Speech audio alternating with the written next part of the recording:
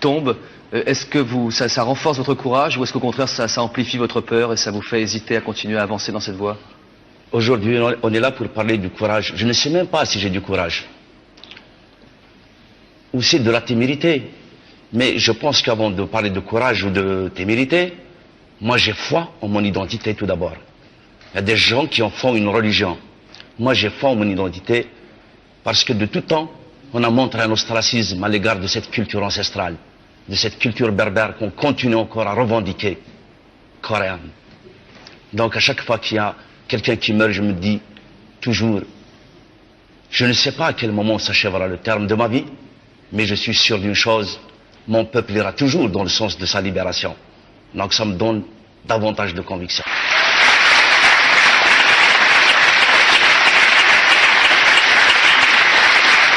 Faut que vous le sachiez tous, je me bats contre le pouvoir central et contre les intégristes.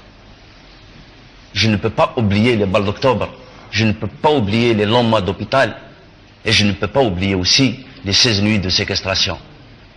Donc je suis confronté à me battre sur plusieurs fronts. Si la Kabylie m'appelle, j'y retournerai.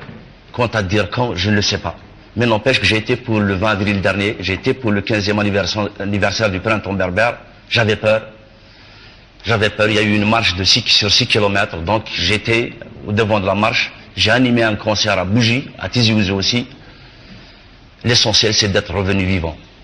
L'Algérie, tout d'abord, n'est pas arabe. J'ai eu cette chance d'aller à l'école, de comprendre mes origines, de connaître mon histoire.